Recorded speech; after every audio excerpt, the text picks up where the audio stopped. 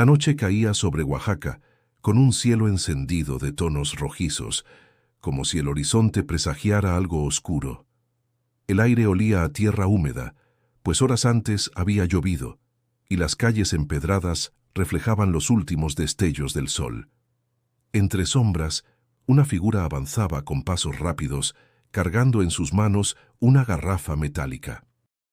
Era un joven de mirada perdida, con el ceño fruncido y los labios apretados, como si temiera que un solo soplo de duda lo hiciera retroceder. Su nombre era Mateo Hernández, y esa noche había decidido enfrentarse al mismo Dios que odiaba. El eco de sus botas retumbaba en las paredes de piedra mientras se acercaba al templo de Santo Domingo, esa iglesia majestuosa que se levantaba como guardiana silenciosa en medio del corazón de la ciudad. El olor a incienso de la misa vespertina aún flotaba en el aire, mezclado con el murmullo de algunos fieles que se despedían. Mateo esperó, oculto entre las sombras, hasta que las puertas se cerraron y el silencio envolvió el lugar. Solo entonces apretó con fuerza el recipiente de gasolina, sintiendo cómo el metal frío se hundía en su piel sudorosa. El corazón le golpeaba el pecho como un tambor desbocado. Respiró hondo, intentando convencerse. Hoy les demostraré que su Dios no protege nada, ni siquiera su propia casa. El rencor le hervía en la sangre, alimentado por años de desprecio, de golpes recibidos en la infancia, de promesas rotas y de oraciones sin respuesta. Nada lo detendría. Esa era la noche en que haría arder el altar que tantos veneraban. Y antes de seguir, déjame invitarte a suscribirte al canal, porque lo que estás por escuchar es una historia que desafía la fe, el miedo y la esperanza, y que podría cambiar tu manera de ver el mundo. Mateo empujó la pesada puerta de madera, que crujió como si se resistiera a dejarlo entrar. El interior estaba sumido en penumbras, apenas iluminado por algunas velas que aún ardían en el altar mayor. La arquitectura barroca parecía observarlo desde cada ángulo. Ángeles esculpidos, santos dorados, imágenes que lo seguían con la mirada acusadora. El silencio era tan profundo que podía escuchar su propia respiración agitada. «Aquí estoy», murmuró con voz quebrada. «¿Dónde estabas cuando mi madre lloraba? ¿Dónde estabas cuando me golpeaban? ¿Dónde estabas cuando se llevaron a mi amigo?» El eco de sus palabras se extendió entre las columnas, como si el templo mismo le respondiera con un susurro burlón. El joven levantó la garrafa, sintiendo cómo el líquido se movía en su interior, y por un momento dudó. Recordó el rostro de su madre, arrodillada cada noche frente a un pequeño altar en su casa de Guadalajara, rogando por él. Recordó también el olor del alcohol en el aliento de su padre y los gritos que marcaban sus madrugadas. Sacudió la cabeza, endureciendo su mirada. No era momento de titubear. Caminó hacia el altar con paso firme, dejando atrás la puerta que había sellado con un golpe seco. El suelo frío bajo sus pies parecía guiarlo, como si un destino inevitable lo arrastrara. Cada imagen de Cristo, cada mirada de los santos, lo hacía apretar más fuerte la mandíbula. Se detuvo frente al altar, imponente y dorado, con la figura de Jesús crucificado brillando tenuemente bajo la luz de las velas. Mateo sintió un escalofrío recorrerle la espalda, pero se negó a rendirse a la emoción. Destapó la garrafa y el olor penetrante de la gasolina llenó el aire, mezclándose con el incienso que aún flotaba en el ambiente. La contradicción de aromas era insoportable, como si lo sagrado y lo profano se enfrentaran cara a cara. Con manos temblorosas, comenzó a rociar el líquido sobre los manteles blancos y las flores frescas que adornaban el altar. El sonido del chorro metálico rompía el silencio, acompañando cada latido acelerado de su corazón. En su mente, una sola idea lo dominaba: destruir, acabar con esa mentira que lo había perseguido toda la vida. El templo parecía contener la respiración. Las velas titilaban como si presintieran lo que estaba por suceder. Mateo cerró la garrafa, respiró hondo y dejó escapar un murmullo cargado de furia y dolor. Que arda todo. Y en ese instante, Mientras buscaba el fósforo en su bolsillo, una extraña sensación lo invadió. No era miedo, tampoco alivio, sino una fuerza desconocida que lo observaba esperando su próximo movimiento. El silencio del templo se volvió insoportable, y Mateo, con la llama a punto de encenderse, supo que había cruzado un umbral del que ya no podría regresar. Mateo Hernández nació en una casa humilde del barrio de San Andrés, en Guadalajara. Sus primeros recuerdos estaban marcados por el olor a tortillas recién hechas que su madre preparaba cada mañana y el estruendo de las discusiones entre sus padres. Su madre, Rosa, era una mujer de fe profunda, siempre con un rosario en las manos, pidiendo a la Virgen de Guadalupe que protegiera a su hijo.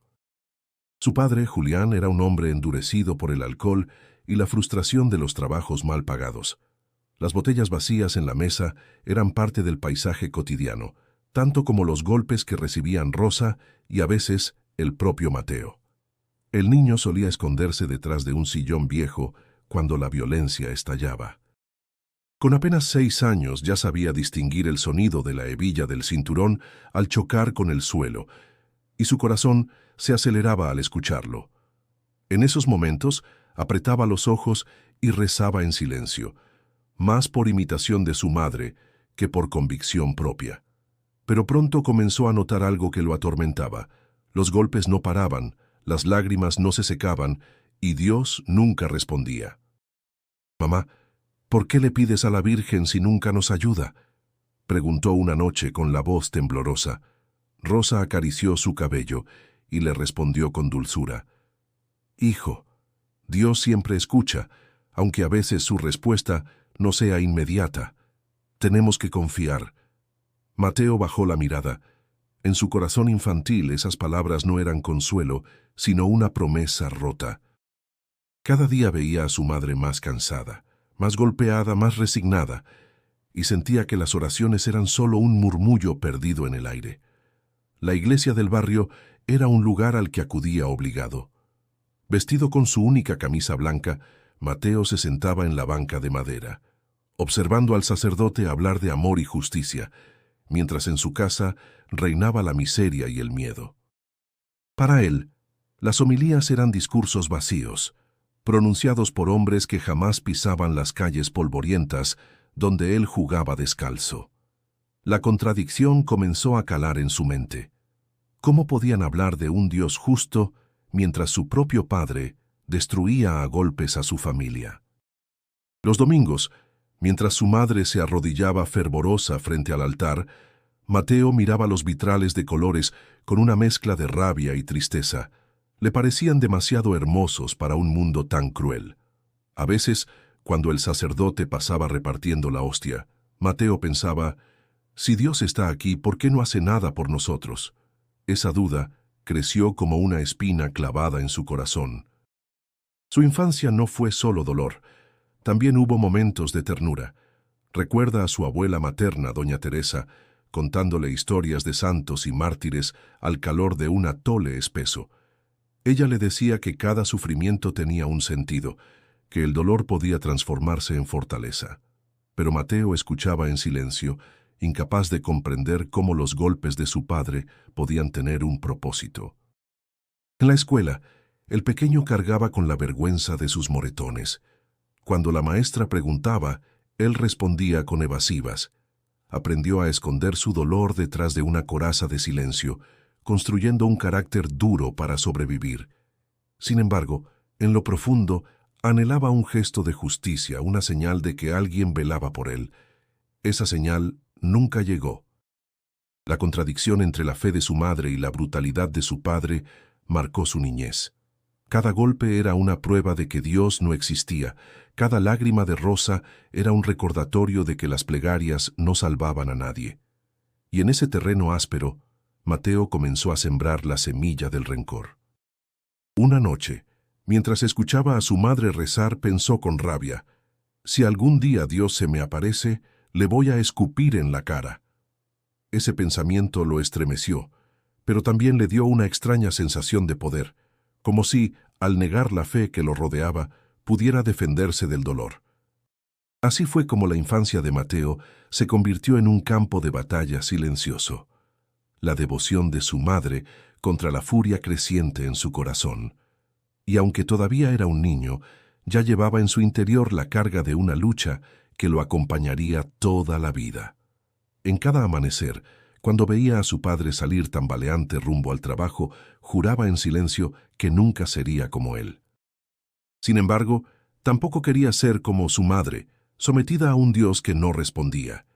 Entre esos extremos, Mateo empezó a forjarse un camino de dudas y resentimiento, sin imaginar que esa misma batalla lo arrastraría, años después, hasta una iglesia en Oaxaca, con una garrafa de gasolina en las manos. La adolescencia de Mateo llegó como un torbellino de rabia contenida. Con 13 años ya había dejado de ser el niño callado que se escondía tras los muebles. Ahora caminaba por las calles polvorientas de su barrio, con el pecho inflado y los puños apretados, buscando en cada esquina un motivo para descargar todo lo que llevaba dentro. Las peleas escolares se volvieron frecuentes. No necesitaba provocaciones grandes. Un empujón, una mirada o una palabra bastaban para encender la chispa. Los profesores lo veían con desconfianza. Los vecinos lo señalaban como muchacho problemático y hasta su propia madre, cansada de súplicas y lágrimas, ya no sabía cómo frenarlo. «Hijo, no te conviertas en lo que más odias», le rogaba Rosa. «No sigas los pasos de tu padre». Pero las palabras caían en un terreno árido. Mateo no quería parecerse a su padre, pero tampoco a su madre, siempre doblegada. Él buscaba fuerza, respeto, una forma de imponerse en un mundo que nunca le había mostrado compasión. A los 15 años, comenzó a juntarse con un grupo de jóvenes mayores, conocidos en el barrio como los Cuervos. Eran chicos tatuados, con motos viejas y miradas desafiantes. Para Mateo ellos representaban lo que necesitaba, poder y pertenencia. Entre ellos estaba el Chino, un muchacho delgado y astuto que lo tomó bajo su ala. «Si quieres que te respeten, aprende a no temerle a nada», le dijo la primera noche que lo llevó a beber cerveza en una azotea. Los días de escuela quedaron atrás. Mateo prefería las calles, los grafitis en las paredes, los partidos improvisados en canchas de cemento y las madrugadas llenas de humo de marihuana.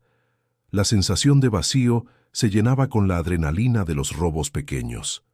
Una tienda de abarrotes, un celular arrebatado en un camión, una cartera perdida en el mercado. «Esto es solo el comienzo», le decía el Chino. «Un día vamos a tener lo que nos niegan, pero a nuestra manera». Mateo lo escuchaba con atención, como si cada palabra fuera una promesa. Dentro de sí había una furia que lo empujaba a desafiar todo lo que representara autoridad. La policía, los maestros, la iglesia. Veía en cada figura de poder un reflejo de su padre, alguien que imponía su voluntad sin escuchar. Las noches en Guadalajara eran un escenario perfecto para su rebeldía. Entre el ruido de los autos y la música ranchera que salía de las cantinas, Mateo sentía que la ciudad era suya, que podía recorrerla sin límites. Sin embargo, en lo más profundo de su ser, esa libertad era apenas una fachada. Cuando regresaba a casa, encontraba a su madre rezando frente al mismo altar que lo había visto crecer. El olor a veladora le resultaba insoportable. «¿Todavía sigues con eso, mamá?», le soltaba con desprecio. «Un día entenderás, Mateo, un día vas a necesitar de Dios». «Ese día nunca va a llegar», contestaba él, dando un portazo. Esa hostilidad hacia la fe creció en paralelo con su vida en las calles. Con cada golpe que lanzaba en una pelea, con cada billete robado, sentía que demostraba su propio credo. Solo la fuerza daba sentido a la vida. La imagen de un Dios bondadoso le parecía una burla, una excusa de los débiles. Pero detrás de su fachada de bravura había noches en las que el silencio lo alcanzaba. Recostado en su cama, miraba el techo y sentía un hueco enorme. Recordaba los ojos de su madre cansados de llorar, las risas de su padre borracho y la sensación de estar siempre solo en un mundo que parecía odiarlo tanto como él lo odiaba. Ese vacío era un enemigo constante, y Mateo lo combatía con más violencia, más excesos, más distancia de todo lo que oliera a fe. A los 17 ya no era solo un joven rebelde. Era un muchacho marcado por la rabia y el resentimiento, un terreno fértil para el caos. Y aunque aún no lo sabía, ese camino que estaba eligiendo lo llevaría directo hacia un destino trágico, donde perdería más de lo que estaba dispuesto a sacrificar. Mateo ya tenía 19 años cuando la vida decidió darle el primer golpe que lo marcaría para siempre. En aquel tiempo, él y los Cuervos habían ampliado su territorio, moviéndose entre barrios de Guadalajara y Tijuana. La frontera se había convertido en una tentación: drogas, armas y dinero fácil. Mateo no temía nada, o al menos eso decía cada vez que alguien intentaba hacerlo entrar en razón. Su amigo más cercano era el Chino, ese muchacho delgado y de risa burlona que lo había acogido como un hermano. Entre ellos existía una lealtad que iba más allá de las palabras. Juntos habían sobrevivido a peleas callejeras, noches de persecución y días enteros sin comer. Para Mateo, el Chino era la única persona que entendía su rabia y la compartía. Una noche calurosa de verano, el grupo decidió entrar a una cantina en Tijuana. El aire estaba cargado de humo de cigarro, el olor a cerveza derramada impregnaba el suelo y un corrido sonaba a todo volumen en la rocola. Los hombres hablaban alto, las risas se confundían con insultos, y el ambiente era una chispa lista para encenderse. El Chino levantó su vaso y dijo: «Mira, hermano, algún día vamos a ser más grandes que todos estos. Nadie nos va a mandar». Mateo sonrió con amargura. «Nadie manda en mí desde hace mucho». No lo sabían, pero esa sería una de sus últimas conversaciones. Horas después, al salir de la cantina, un grupo rival los interceptó. Eran jóvenes como ellos, pero armados y decididos a defender su territorio. La tensión se podía cortar en el aire. El primero en hablar fue un tipo con tatuajes en el cuello. «Este barrio no es suyo. Regresen de donde vinieron o se van a arrepentir». El Chino, fiel a su carácter desafiante, escupió al suelo y contestó: «Nosotros no retrocedemos». El silencio que siguió fue roto por el estallido de un disparo. Los gritos se mezclaron con el eco de los balazos y el caos se desató en segundos. Mateo corrió junto a sus compañeros, pero de pronto escuchó un quejido ahogado detrás de él. Al voltear, vio a el Chino en el suelo, con la camisa empapada en sangre. «¡No! ¡Chino!», gritó arrodillándose a su lado. El amigo trató de hablar, pero solo pudo escupir un hilo rojo por la boca. Sus ojos, abiertos de par en par, lo miraban con una mezcla de miedo y resignación. Mateo le tomó la mano, temblando. «Aguanta, hermano, no me hagas esto». Pero los disparos continuaban, y los demás lo jalaban para que huyera. «Déjalo, Mateo, nos van a matar a todos», le gritaban. Él no quería soltarlo, pero el cuerpo de su amigo se volvió pesado, inerte. Los ojos se le apagaron frente a él, en medio de aquella noche saturada de pólvora y desesperación. Corrió con el corazón destrozado y esa imagen quedó grabada para siempre en su memoria. La sangre extendiéndose en el pavimento, los ojos vacíos de su hermano de vida, la sensación de impotencia absoluta. Esa madrugada, escondido en una bodega abandonada, Mateo no pudo contener el llanto. Golpeó las paredes hasta que sus nudillos sangraron y gritó con toda la furia que llevaba dentro: «¿Dónde estabas, Dios? ¿Dónde estabas cuando lo mataron delante de mí?». La rabia lo consumía, pero también un vacío insoportable. Había perdido a la única persona en quien confiaba, al único que lo había hecho sentir acompañado en un mundo que siempre le había sido hostil. En su interior, la conclusión fue inmediata. Si existía un Dios, ese Dios era cruel, indiferente, incapaz de proteger a los suyos. Cuando al día siguiente volvió a casa, su madre lo recibió con el rostro preocupado. «¿Qué pasó, hijo? Te ves pálido, como si hubieras visto un fantasma». «No fue un fantasma, mamá. Fue algo peor. Y no me hables de tu Dios, porque si de verdad existiera, no permitiría tanta porquería». Rosa guardó silencio, con lágrimas en los ojos, sabiendo que había perdido un poco más al hijo que tanto amaba. Mateo, en cambio, se hundió aún más en la oscuridad. La muerte de El Chino se convirtió en la chispa definitiva que alimentó su odio hacia la fe, su convicción de que no había justicia más allá de la que él pudiera imponer con sus propias manos.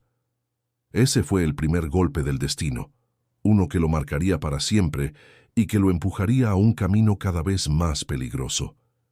La muerte de El Chino dejó una herida imposible de cerrar. Mateo pasó semanas vagando sin rumbo fijo, como un fantasma en su propio barrio. Las noches ya no estaban llenas de risas ni de planes con la pandilla. Solo había silencio, botellas vacías y un eco constante en su mente, los ojos apagados de su amigo. Sentía que el aire en Guadalajara se había vuelto irrespirable, cargado de recuerdos que lo asfixiaban. «No puedo quedarme aquí», murmuró una madrugada mientras observaba desde la azotea cómo la ciudad despertaba lentamente. «Si sigo, voy a terminar muerto igual que él». Con un par de mudas de ropa, unos billetes arrugados y la rabia aún clavada en el pecho, Mateo decidió salir. No se despidió de nadie, ni siquiera de su madre. Simplemente tomó un autobús rumbo al sur, siguiendo una ruta que no había planeado, como si cada kilómetro lo alejara del dolor. El viaje fue largo y pesado. A través de la ventana veía los paisajes cambiar, de las avenidas abarrotadas de Guadalajara a los campos interminables, las montañas cubiertas de neblina, los pueblos donde la vida parecía ir a otro ritmo. Mientras el motor zumbaba, sus pensamientos se mezclaban con imágenes del pasado. La risa del chino, los rezos de su madre, los golpes de su padre. No encontraba paz. Cuando finalmente el autobús llegó a Oaxaca, lo recibió un aire distinto. El olor a mezcal, los colores vivos de las casas, las montañas que rodeaban la ciudad, todo parecía tener una fuerza que lo atrapaba. El bullicio del mercado con sus puestos de chapulines, moles espesos y pan recién horneado, contrastaba con la oscuridad que llevaba dentro. Mateo caminó entre la gente como un extraño, observando la vida vibrante de un lugar que no conocía, pero que lo desafiaba a quedarse. Durante los primeros días durmió en hostales baratos, a veces en plazas públicas, sobreviviendo con lo poco que tenía. Una tarde, mientras deambulaba por el centro, escuchó el sonido de martillazos en un taller de carpintería. El olor a madera recién cortada le atrajo y se detuvo frente a la entrada. Allí conoció a don Ramiro, un hombre de cabello canoso y mirada serena, que lo observó con curiosidad. «¿Buscas trabajo, muchacho?», preguntó el viejo, limpiándose las manos llenas de polvo.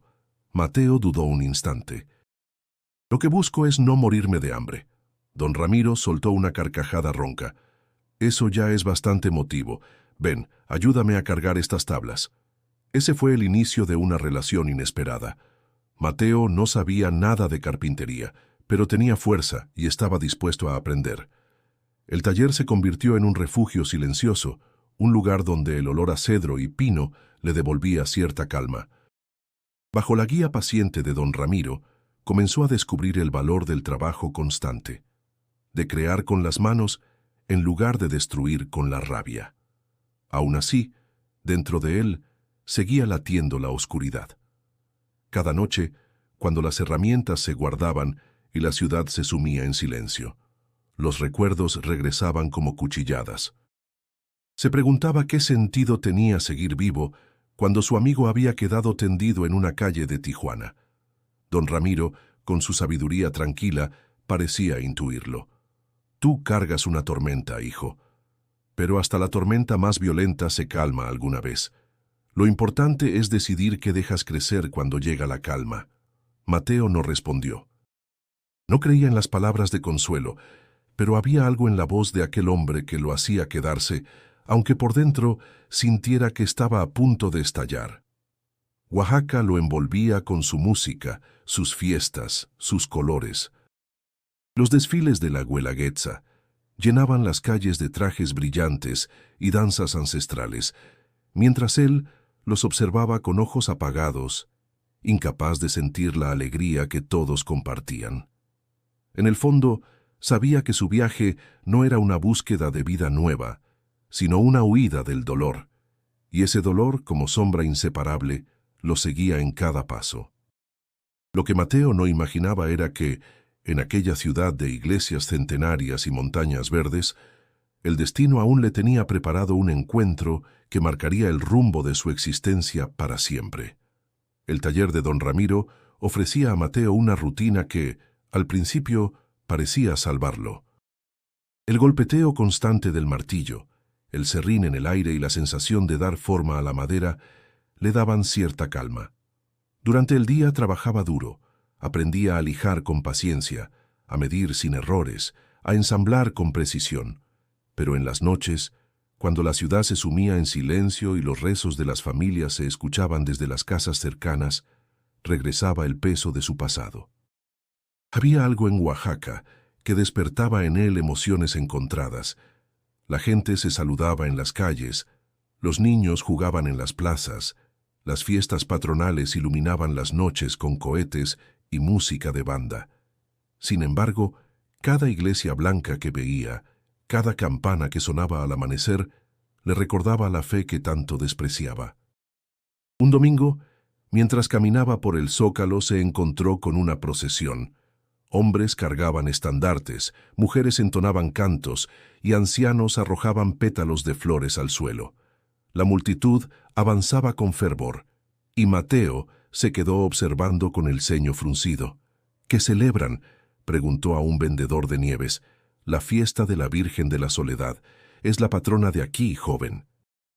Mateo apretó los dientes y murmuró entre sí: patrona de nada. Ese resentimiento se hizo más fuerte al ver cómo muchos entregaban sus pocas monedas para encender velas en los altares, mientras él sabía que había familias enteras que no tenían qué comer. La iglesia se alimenta de la fe y la gente se queda con el estómago vacío, pensaba con amargura. En el taller, don Ramiro a veces hablaba de Dios con naturalidad. Contaba cómo, en su juventud, había perdido a un hijo y cómo la fe lo había sostenido. Mateo escuchaba en silencio, pero sus entrañas hervían. ¿De qué le sirvió creer si igual perdió a su hijo?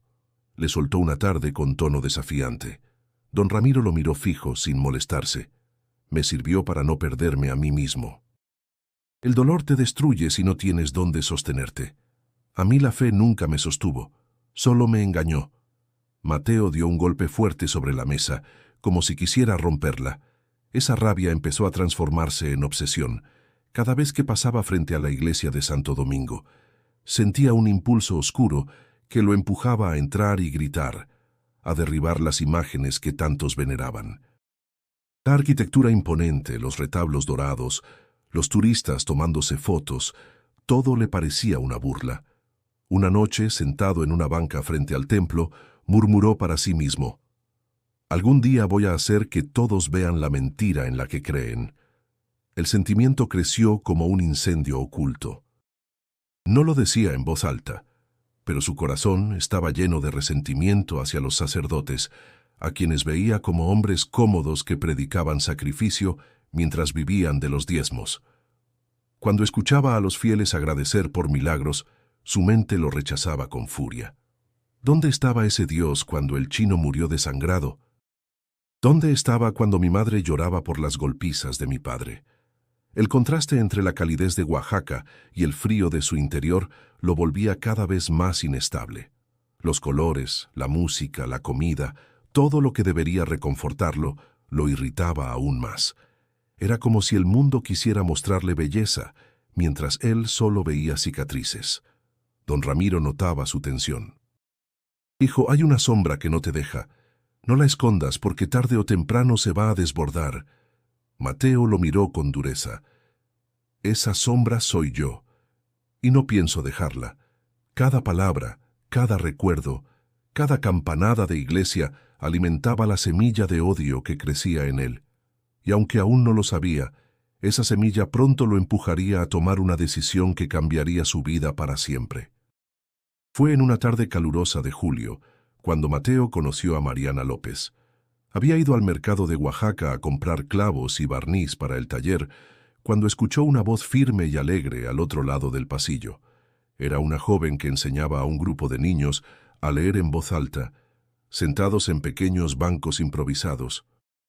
Su cabello oscuro estaba recogido en una trenza, y sus ojos brillaban con una seguridad que contrastaba con la timidez de los pequeños.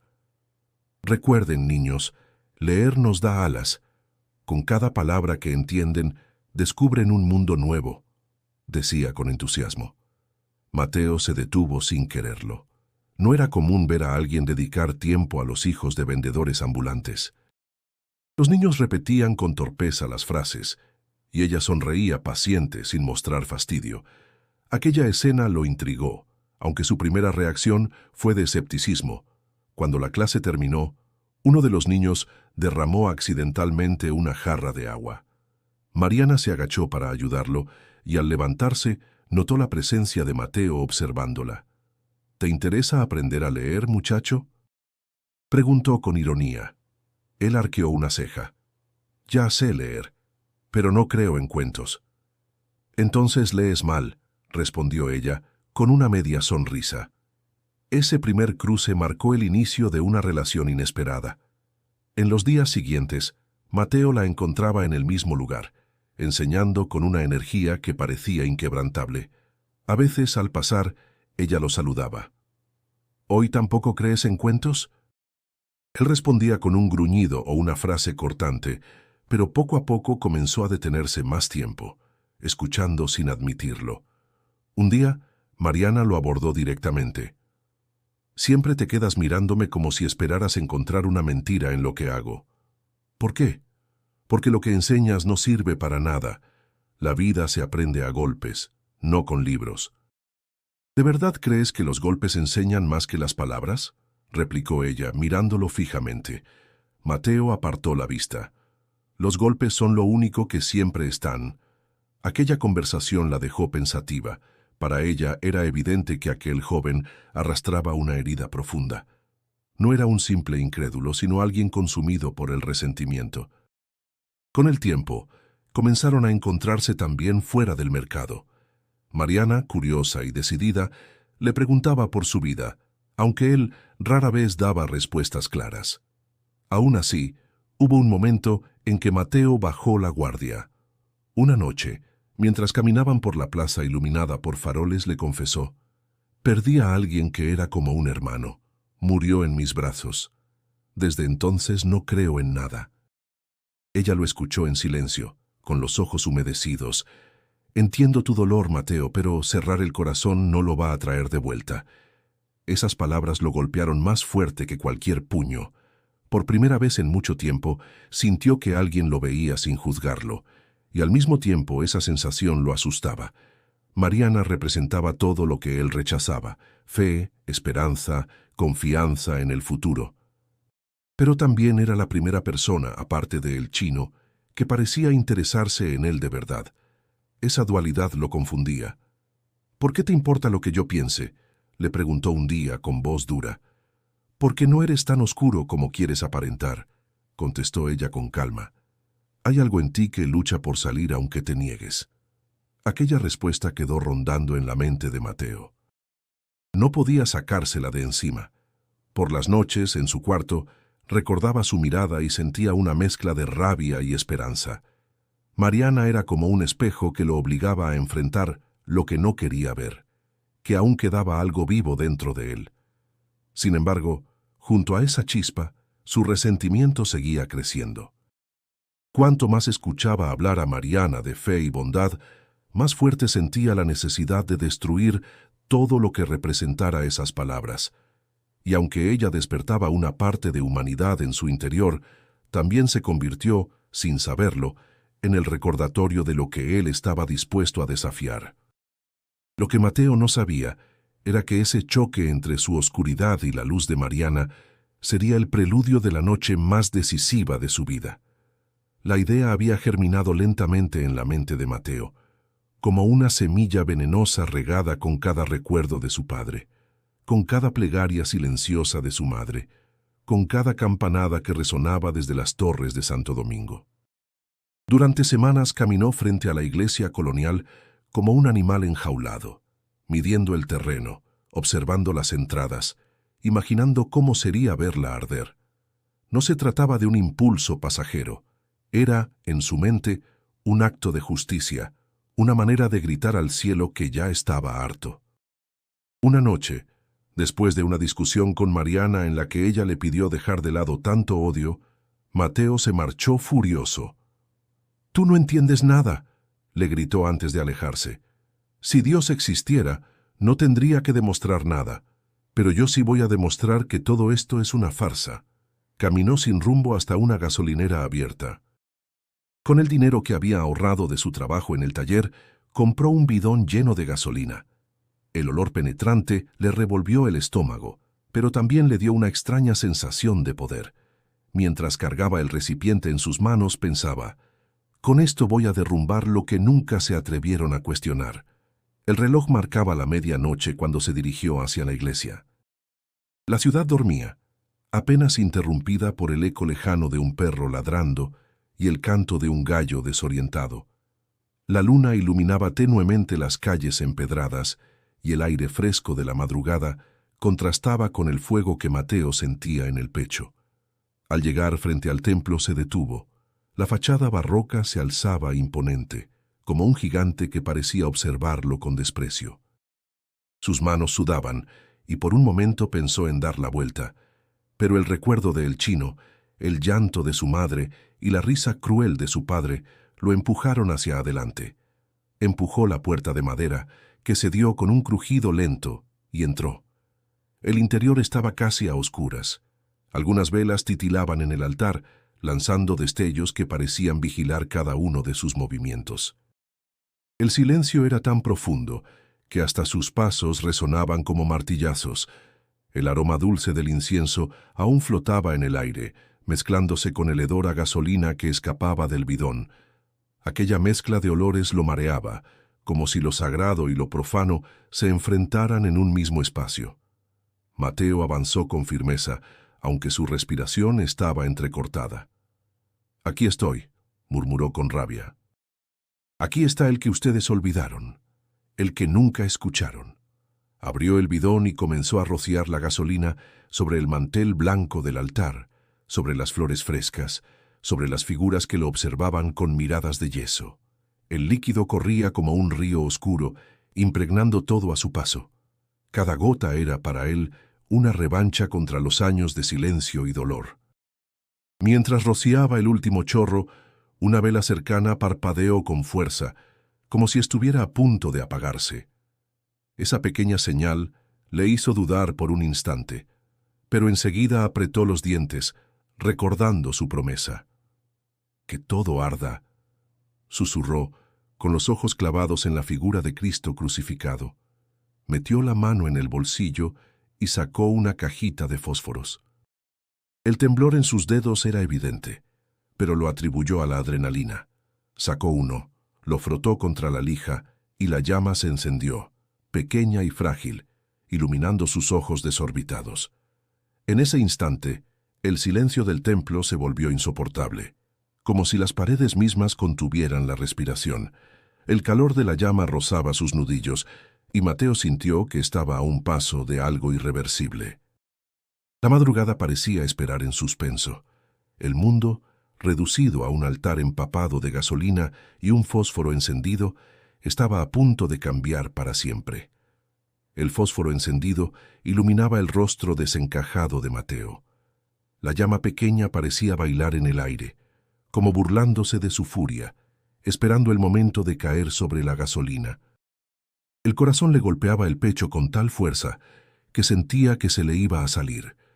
Un sudor frío recorría su espalda, mientras la respiración se le entrecortaba. Apretó los dientes y levantó la mano, dispuesto a soltar la chispa. Entonces ocurrió. El aire del templo cambió de repente.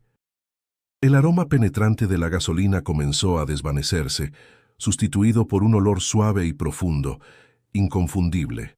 Rosas frescas. La temperatura descendió y un silencio absoluto cubrió cada rincón, tan denso que parecía absorber hasta el eco de su propia respiración. Las velas dejaron de parpadear y quedaron firmes como si el tiempo se hubiera detenido.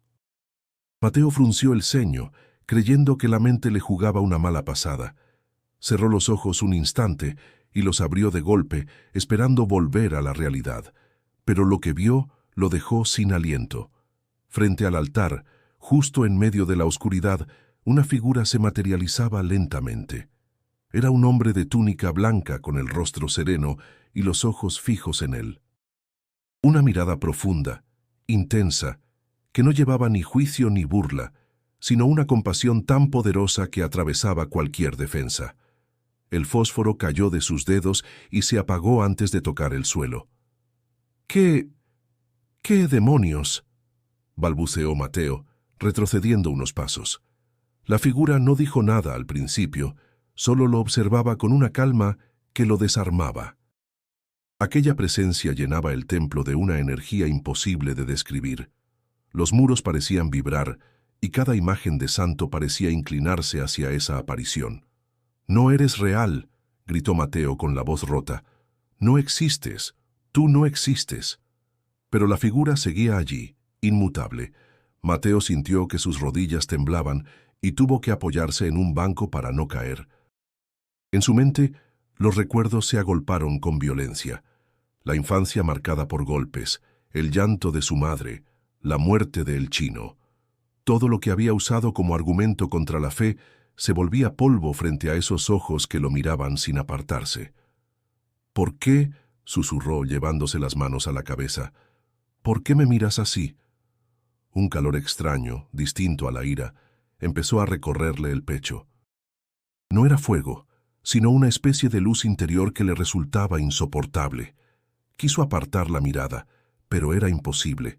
Sentía que esa presencia lo conocía mejor que él mismo, que veía cada herida, cada pecado, cada odio acumulado.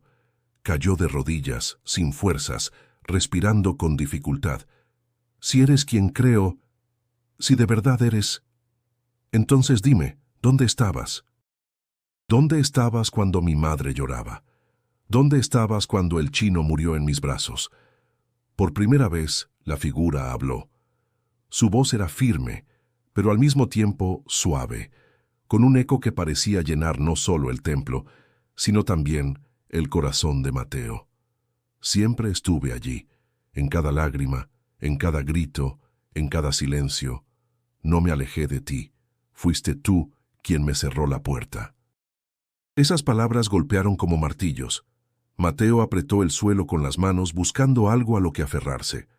«Mentira», gritó. «Yo nunca te vi, nunca escuché nada. Me dejaste solo».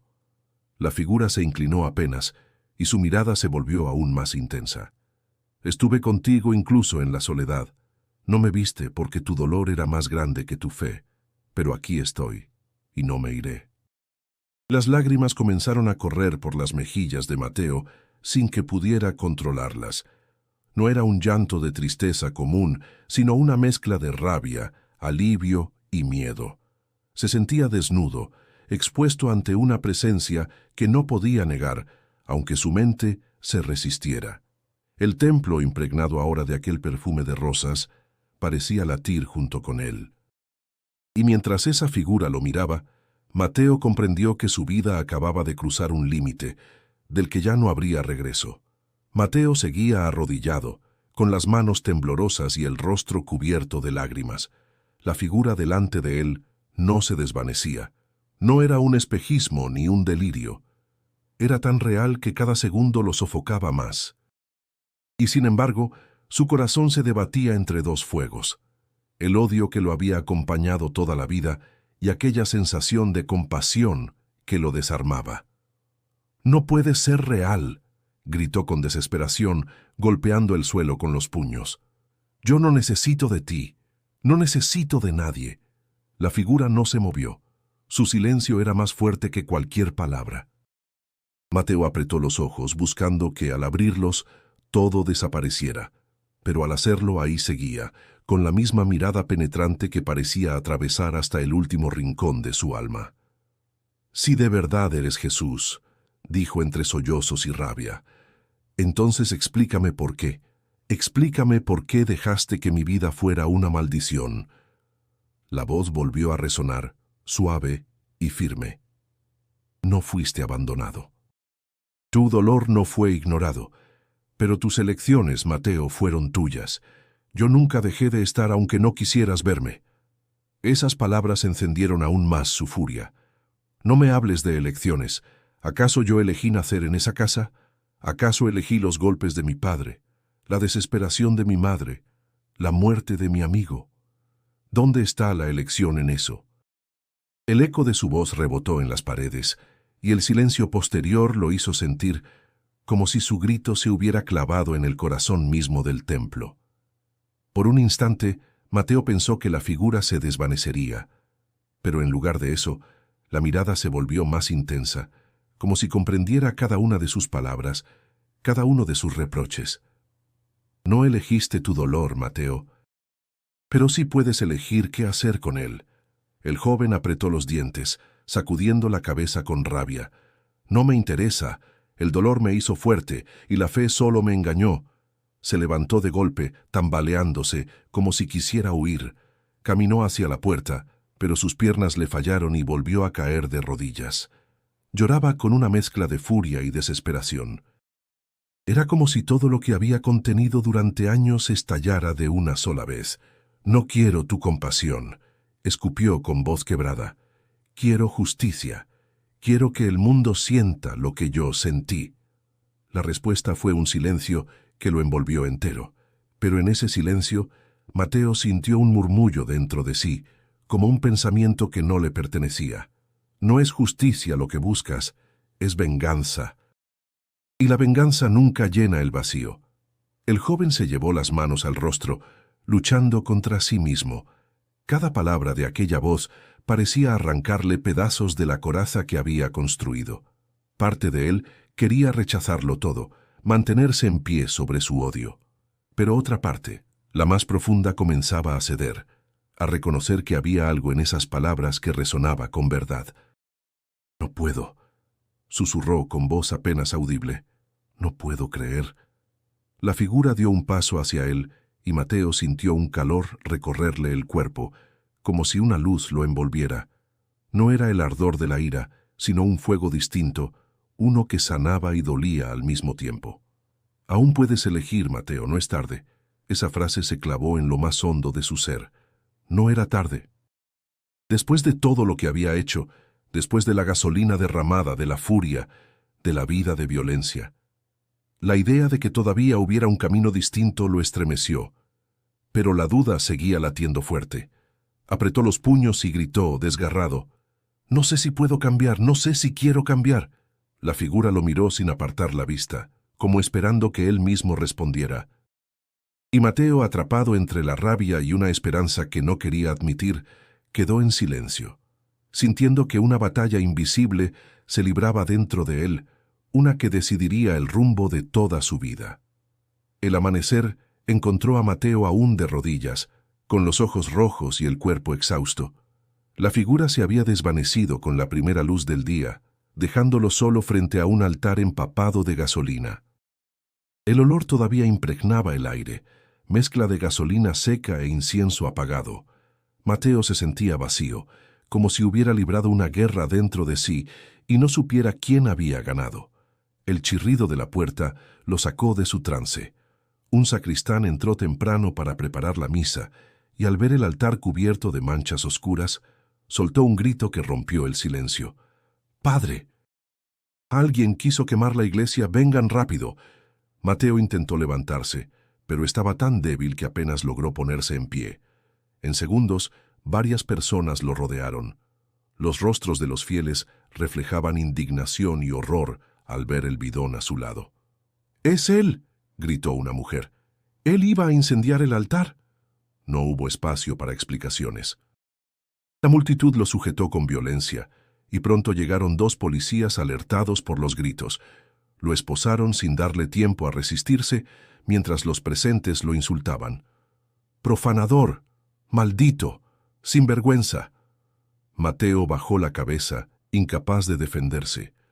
Cada palabra caía sobre él como piedras. Por primera vez en su vida no respondía con insultos ni golpes.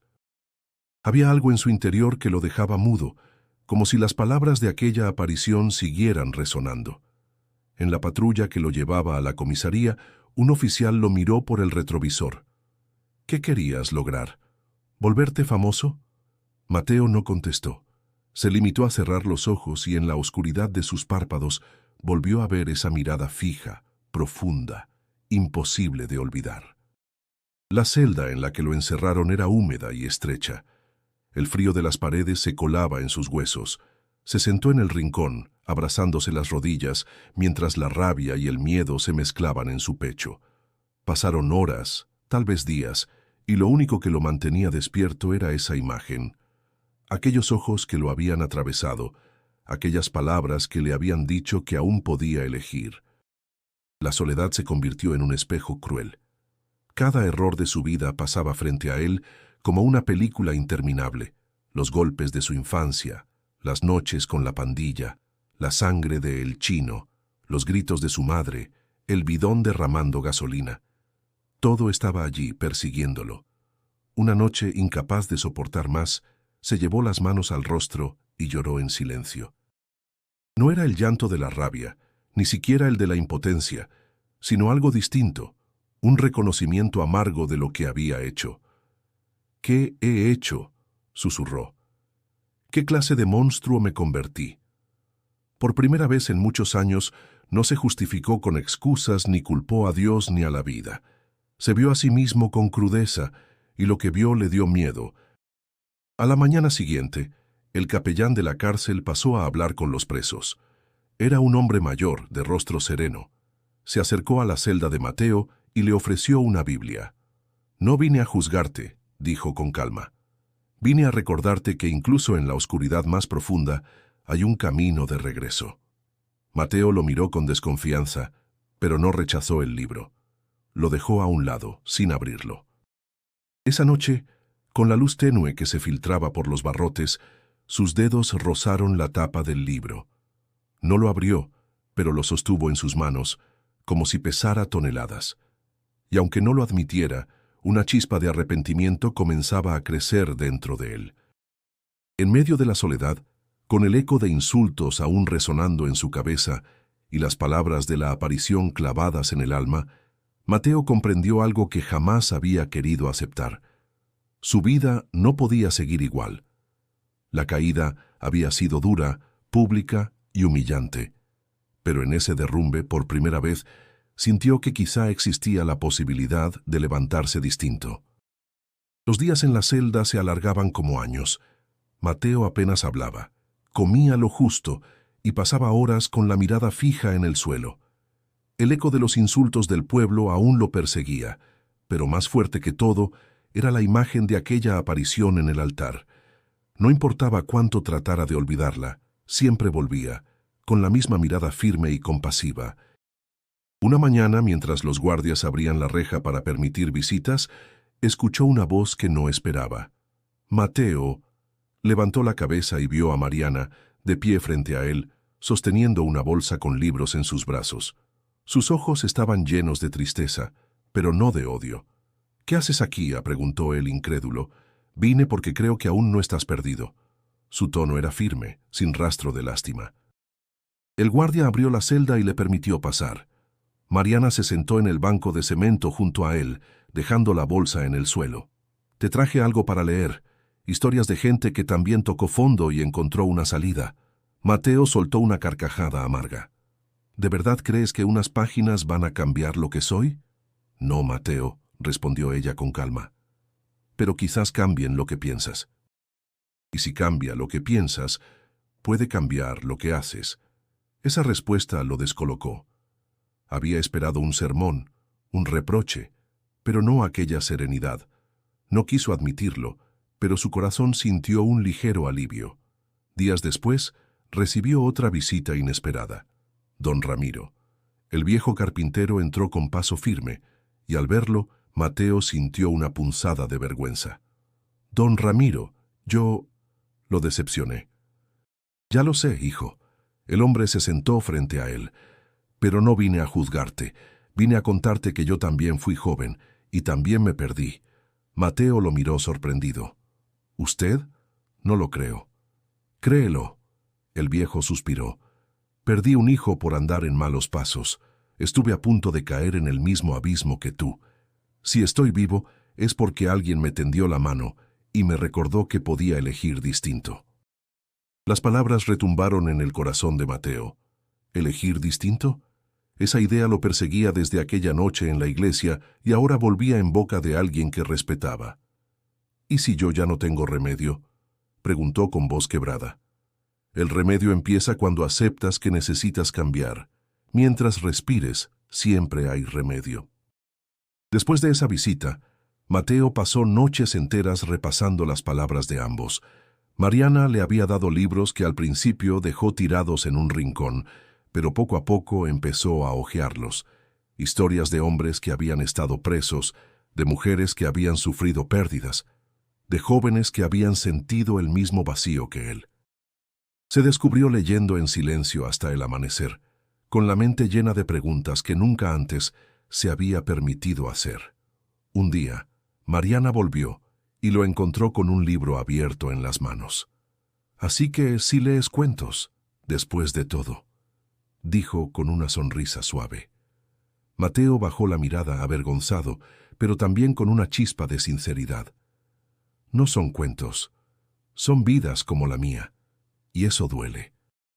Ella le puso una mano sobre el hombro.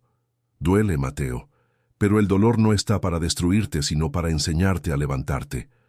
Esa frase quedó clavada en su corazón como una semilla. Entre la dureza de la cárcel y el eco de sus propios errores, la voz de esas dos personas fue como un respiro. Mariana con su fe inquebrantable y don Ramiro con su experiencia de vida le mostraban que no estaba completamente solo. Y aunque todavía luchaba contra la rabia que lo consumía, comenzó a preguntarse si tal vez, solo tal vez, aún tenía una oportunidad de redención. El día del juicio llegó con un cielo gris que parecía anunciar tormenta. Mateo fue sacado de su celda esposado, con la barba crecida y los ojos cansados. Al subir a la camioneta que lo llevaría al tribunal, sintió que cada paso lo acercaba a un abismo. No había dormido en toda la noche. El recuerdo de la aparición en Santo Domingo y las palabras de Mariana y don Ramiro se mezclaban en su mente como un torbellino imposible de ordenar. Al entrar a la sala, los murmullos se alzaron de inmediato. Hombres y mujeres del pueblo lo miraban con rabia, algunos con lágrimas en los ojos. Otros, en cambio, lo observaban en silencio, como preguntándose si de verdad un joven podía odiar tanto a la fe como para intentar quemar un altar. Entre la multitud alcanzó a ver a Mariana, que lo miraba fijo, no con desprecio, sino con una mezcla de dolor y esperanza. El juez golpeó la mesa para imponer orden. La fiscalía expuso los hechos con dureza. El acusado, Mateo Hernández, fue sorprendido dentro de la iglesia de Santo Domingo con un recipiente lleno de gasolina. Su intención era clara: incendiar el altar mayor. Lo que impidió la tragedia no fue su conciencia, sino la intervención oportuna de terceros. Los murmullos crecieron. Una mujer se levantó y gritó: «Ese hombre merece pudrirse en la cárcel. Quiso destruir lo más sagrado que tenemos». Mateo agachó la cabeza. Cada palabra era como un cuchillo, pero sabía que no podía defenderse con excusas. Fue entonces cuando Mariana pidió la palabra como testigo. Se levantó con paso firme y habló frente a todos. «Yo conozco a Mateo. Es cierto, lo que hizo es terrible y no lo justifico, pero también sé que es un hombre que carga con heridas profundas, con una vida marcada por la violencia y la pérdida. No estoy aquí para excusarlo, sino para decir que aún puede cambiar. Yo lo he visto luchar contra sí mismo y sé que dentro de él hay algo más que odio». El juez la escuchó en silencio, mientras algunos en la sala murmuraban indignados. Después fue el turno de don Ramiro. «Señoría, Mateo trabajó en mi taller. Vi en él disciplina, fuerza y, sobre todo, un corazón que, aunque endurecido, busca un lugar en el mundo. Yo también estuve perdido en mi juventud, y si estoy aquí, es porque alguien me dio una segunda oportunidad. Creo que este joven merece la suya». Las palabras de ambos cayeron como gotas de agua en medio de un incendio. Por primera vez en toda la audiencia, Mateo levantó la mirada. Los ojos se le humedecieron. Cuando le dieron la oportunidad de hablar, su voz temblaba. No tengo cómo justificar lo que hice. Quise destruir algo que para muchos es sagrado. Estaba lleno de odio, y todavía lucho contra él. Pero hizo una pausa, respirando hondo. También sé que no quiero seguir viviendo como hasta ahora. Perdí demasiado, y lo único que encontré fue vacío. Si todavía hay un camino para mí, lo tomaré. Pero si no, aceptaré lo que decidan. Un silencio pesado invadió la sala. El juez lo observó por largos segundos antes de pronunciarse. Este tribunal reconoce la gravedad del acto, pero también considera los testimonios y la disposición del acusado a enfrentar sus errores. Por ello, se le condena a 5 años de prisión, con posibilidad de reducción por buena conducta y programas de reinserción social. Al escuchar la sentencia, un murmullo recorrió la sala. Algunos protestaron, pero otros guardaron silencio, comprendiendo que había sido una decisión equilibrada. Mateo, en cambio, cerró los ojos con un suspiro. No era libertad, pero tampoco era el fin. Era quizás una segunda oportunidad disfrazada de castigo. Cuando lo sacaron de la sala, Mariana alcanzó a decirle en voz baja: «No te rindas, Mateo, esto apenas empieza». Y esas palabras, más que la sentencia, quedaron grabadas en lo más profundo de su ser. La prisión era un mundo distinto, lleno de reglas no escritas y miradas que pesaban como piedras. Cuando Mateo cruzó por primera vez aquel portón de hierro, sintió que las paredes lo devoraban. El olor a humedad y sudor se mezclaba con el ruido constante de gritos, puertas metálicas y radios de los guardias. Aquel lugar no estaba diseñado para salvar a nadie, sino para quebrar lo poco que quedaba en cada hombre. Sin embargo, Mateo llegó allí con algo que nunca había tenido antes: una decisión. La sentencia lo había golpeado duro, pero también lo había liberado de la ilusión de escapar. Ahora sabía que no podía huir de sí mismo. La prisión no era solo un castigo, era el espacio donde debía decidir qué clase de hombre sería en adelante. Al principio, los días fueron insoportables. Los internos lo miraban con desconfianza. Algunos se burlaban de él cuando supieron lo que había hecho. «¿Así que querías quemar una iglesia?», le dijo un hombre tatuado carcajeándose. «Aquí adentro hay muchos que hicieron cosas peores». «Bienvenido al club». Mateo bajaba la mirada sin responder. No quería más violencia, aunque cada provocación le ardía como un reto.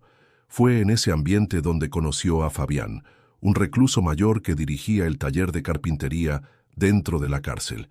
Al enterarse de que Mateo ya tenía experiencia, lo invitó a trabajar con él. «Aquí la madera es más noble que nosotros. Aprende a escucharla, y tal vez ella te enseñe algo». Mateo aceptó. Cada día, entre serruchos y martillos, iba recuperando la calma que había sentido en el taller de don Ramiro. El olor a cedro y pino le recordaba que aún podía crear en lugar de destruir. Poco a poco otros internos comenzaron a respetarlo, no por la violencia, sino por su dedicación. Al mismo tiempo, empezó a asistir a charlas de reinserción que ofrecían voluntarios. Mariana lo visitaba cuando podía, siempre con una palabra de aliento. «No es tu sentencia lo que te define, Mateo», le dijo en una ocasión. «Es lo que decides hacer con ella». Esas palabras se sumaban a las de don Ramiro y a las que aún resonaban de aquella aparición en Santo Domingo. Eran como 3 voces distintas, pero unidas en un mismo mensaje. Todavía podía elegir. Con el paso de los meses, comenzó a ayudar a otros presos. Les enseñaba a cortar madera, a ensamblar muebles, incluso a leer, inspirándose en lo que había visto a Mariana hacer en el mercado. Al principio lo tomaron a broma, pero con el tiempo algunos se quedaron escuchando. Y fue en esos momentos cuando Mateo sintió por primera vez algo nuevo: la posibilidad de ser útil, de dar en lugar de arrebatar. Las noches ya no eran solo tormento. Sí, los recuerdos seguían persiguiéndolo. Su infancia marcada por la violencia, la sangre de El Chino, el altar cubierto de gasolina. Pero ahora esas memorias eran como cicatrices que lo empujaban a no repetir los mismos errores. Cada vez que el dolor regresaba, recordaba aquella voz. Aún puedes elegir. Un día, mientras lijaba una mesa junto a Fabián, éste le dijo: «Se te nota distinto, Hernández. Ya no tienes la mirada de alguien que quiere pelear con el mundo». Mateo lo miró y respondió con un leve suspiro: «Tal vez estoy aprendiendo a pelear conmigo mismo». Ese fue su verdadero renacer, no un cambio milagroso de un día a otro, sino un proceso lento, lleno de tropiezos, en el que cada elección pequeña lo alejaba un poco más de la oscuridad. Al cabo de los años, Mateo ya no era el mismo hombre que había entrado a la cárcel. Se había convertido en alguien que sabía escuchar, trabajar y enseñar. La sombra seguía allí, recordándole lo que había sido, pero ya no lo dominaba. Y aunque aún no comprendía del todo lo que había visto aquella noche en Santo Domingo, sabía que esa mirada lo acompañaría siempre, guiándolo en el camino que recién empezaba a construir. El día en que Mateo recuperó la libertad, amaneció con un cielo despejado, tan azul, que parecía una promesa. Tras años de encierro, el portón de hierro se abrió y él salió con una pequeña bolsa en la mano, cargando apenas lo necesario. El aire fresco golpeó su rostro como un recordatorio de que el mundo seguía vivo, de que la vida continuaba más allá de los muros grises. Caminó unos pasos y se detuvo, respirando hondo. Ya no era el mismo joven consumido por la rabia. Dentro de él algo había cambiado para siempre. Mariana lo esperaba a la distancia, con una sonrisa que contenía lágrimas. Había sido una de las pocas personas que nunca lo abandonaron, que creyó en él incluso cuando él mismo se daba por perdido. Al verla, Mateo sintió que cada visita, cada palabra de apoyo había dado fruto. «Bienvenido de nuevo», dijo ella suavemente. Él bajó la cabeza, conmovido. «Gracias por no rendirte conmigo». No volvió a Guadalajara. Eligió quedarse en Oaxaca, el lugar donde su vida había tocado fondo, pero también donde había comenzado su transformación. Con la ayuda de don Ramiro, que seguía activo en el taller, y de Mariana, que ahora trabajaba en proyectos comunitarios, Mateo encontró un propósito: abrir un espacio para jóvenes en riesgo, muchachos que, como él, alguna vez pensaron que la calle era la única salida. El local era modesto, con mesas de carpintería y estantes de libros donados, pero pronto se llenó de voces y risas. Mateo enseñaba a los chicos a trabajar la madera, a construir con paciencia, y al mismo tiempo compartía fragmentos de su historia. Nunca ocultaba lo que había hecho ni lo que había estado a punto de destruir. Al contrario, lo usaba como advertencia. «Yo también pensé que la rabia era mi fuerza», les decía, «pero la rabia solo me llevó a perderlo todo. Aprendan de mí y no repitan mis errores». Muchos lo escuchaban con atención, otros con escepticismo, pero todos reconocían que no era un maestro cualquiera. Era alguien que había caminado por la oscuridad y había logrado salir. Las noches en Oaxaca ya no eran silencios dolorosos, sino momentos de reflexión. Mateo a veces caminaba hasta Santo Domingo, la misma iglesia que había intentado incendiar. Entraba en silencio, se sentaba en una banca y observaba el altar. Nunca volvió a ver aquella figura como la primera vez, pero la sensación de aquella mirada lo acompañaba siempre. No necesitaba verla de nuevo para saber que seguía allí. Una tarde, mientras ayudaba a un joven a ensamblar una silla, el muchacho le preguntó: «Oye, Mateo, ¿tú crees en Dios?». Mateo guardó silencio unos segundos antes de responder: «Creo en la mirada que sentí cuando estaba perdido, y esa mirada nunca me dejó». No necesitaba explicaciones teológicas ni discursos. Su vida era el testimonio. El mismo hombre que un día estuvo a punto de reducir a cenizas un altar, ahora construía con sus manos y su ejemplo un futuro distinto para otros. Con el tiempo su proyecto creció, y cada vez más jóvenes se acercaban buscando un lugar donde sentirse vistos. Mateo había pasado de ser un enemigo de la fe a un testigo vivo de que incluso el corazón más endurecido podía encontrar un nuevo comienzo. Y aunque las cicatrices seguían allí, el recuerdo de su padre, la sangre de El Chino, los gritos del pueblo indignado, Esas marcas ya no eran cadenas. Eran recordatorios de un pasado que lo había formado, pero que no lo definía. Al cerrar cada jornada, Mateo solía mirar al cielo y susurrar en silencio: «Gracias por no dejarme caer del todo». La historia de Mateo no terminó en la cárcel ni en el altar cubierto de gasolina. Terminó en un taller lleno de esperanza, en las manos de jóvenes que aprendían a crear en lugar de destruir. Y si llegaste hasta aquí, no olvides suscribirte al canal, porque historias como la de Mateo nos recuerdan que siempre hay un camino de regreso, incluso desde la oscuridad más profunda. Además, te invito a hacer clic en el video que aparece en pantalla, donde encontrarás otra historia que, como esta, te hará reflexionar y sentir el poder de la transformación.